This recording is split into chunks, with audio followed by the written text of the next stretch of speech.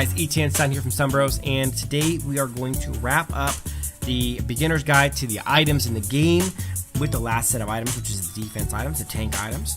So we are going to go ahead and get started with Asterian's Buckler. 100 max HP, 60 HP per 5 seconds. That's a nasty HP regen.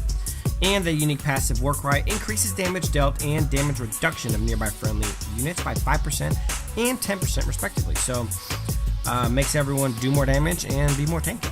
Pretty good support tank item, Asterian's Buckler. I like that a lot. Next we have Mail of Pain, which is kind of your classic item that does, it's like Thorn Mail, or an item that does damage back to the enemy.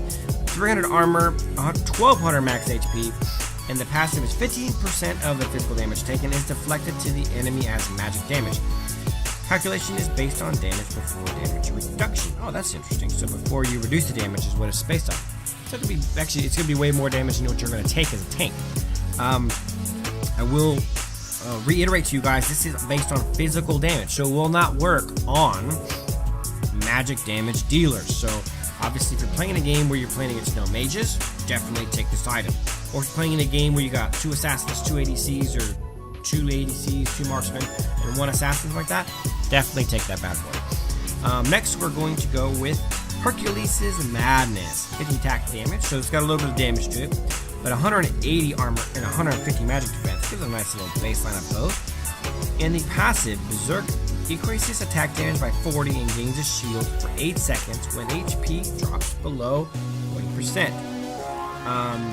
So pretty good. It doesn't really tell you what amount the shield is, but I'm sure it's pretty boss. It has a 90-second cooldown. Next, we got Odin's Will.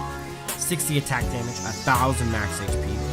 And the passive Adrenaline increases movement speed by 2% and deals 2% additional damage after taking damage. Stacks up to 5 times. So if you're in the middle of actually taking damage, this thing keeps stacking. You're going to get 10% movement increase, and you're going to deal 10% damage, more damage when you're taking damage. So that's pretty good for some of those off tanks. Not really a favorite item of mine. I don't take it on very many heroes, or really none at all. Next, we got Mantle of Ra. As you guys can see, this is my first item I take on top. It gives you 80 attack damage, 330 armor, and it deals 100 damage plus 4 per level of magic damage to nearby enemies every second. So if I'm level 10, it's going to do 140 damage per second to all enemies near me. And that is a really good item on any of the off tanks that you play, or even some of the assassins and fighters you play if you want to be a little bit more tanky. Next, we're going to go with Shield of the Lost. Shield of the Lost gives 360 armor, 1200 max HP, and the unique passive Spirit Bond, which reduces the attack speed of nearby enemies by 30%. That is a big boy item, guys. Shield of the Lost has great armor, some really good HP, but reduction of attack speed by 30% is pretty substantial in my mind, and I think that makes the item pretty decent. Not like a must-have every time you're tanking, but a pretty good item nonetheless. Next, we're going with the Aegis, or the Aegis. I don't really know which pronunciation is correct, but we're going to call it the Aegis. 20% cooldown reduction. If you have a tank that requires cooldown reduction and has mana use, this is a pretty decent starting item. 360 armor, reduces the attacker's attack speed by 30%, and movement speed by 15% for 3 damage when taking damage. That's pretty insane. I mean, if we're comparing it, it's the same amount of armor, no haste, no health, but you get mana instead. So you have a mana dependent tank. This is good. But 20% cooldown reduction, and this one actually reduces movement speed also. Now the reduction of attack speed is nearby enemies, while this one is enemies who are attacking you. So interesting items nonetheless. Reduction of, I wonder, and I'll have to test this out and let you guys know, but I wonder if the reduction in attack speed stacks with both these items.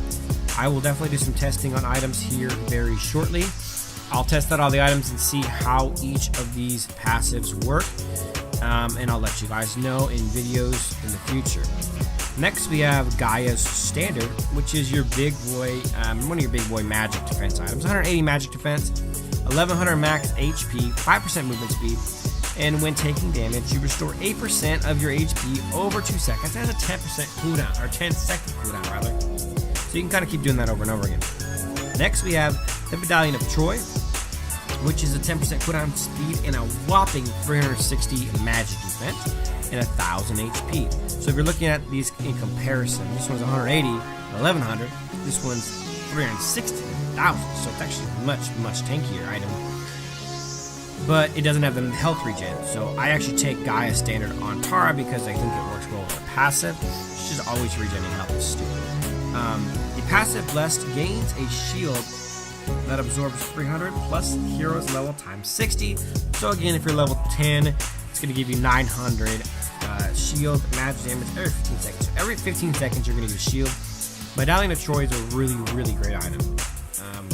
Next, we have Crimson Banner. As you guys can see, I take this on Tara also because again, it gives you more regeneration. 200 armor, 1500 max HP. And then the passive Bloody Battle restores 20% of your HP over 5 seconds after earning a kill or assist with a 10-second cooldown. So you give 20% HP over 5 seconds with this, then you're getting 8% HP when taking damage over 2 seconds with this.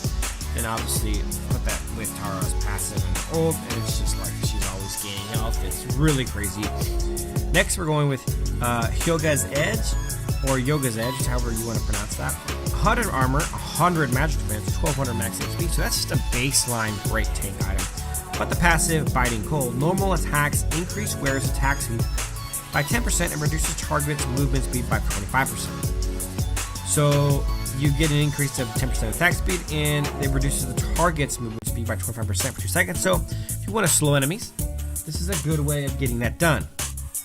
Next is Ancestral Glory, which is a flat 1000 HP. And this is the item that will revive you if you die with 40% of your health, and has a 3-minute cooldown. Obviously, it's a very popular item on all heroes, not just tanks. If you're looking for the item that does give you the ability to revive every 3 minutes with 40% of your health, Ancestral Glory is what you're looking for. Next, we got Frost Cape.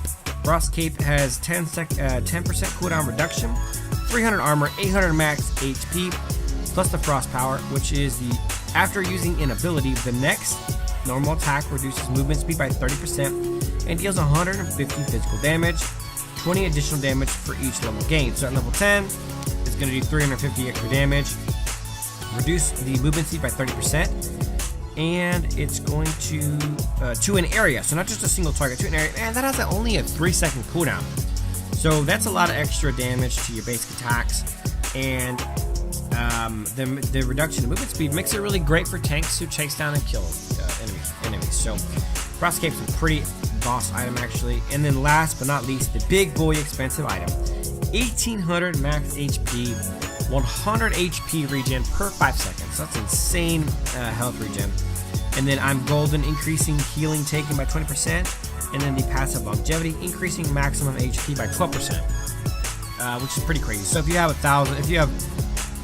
let's say you have 5,000 health, because I built this last, for example. I have 5,000 health, and I get this item, and it's going to increase my health by 12%. That's a pretty good amount. It is, on that, it's going to be 500, it's going to be 600 health.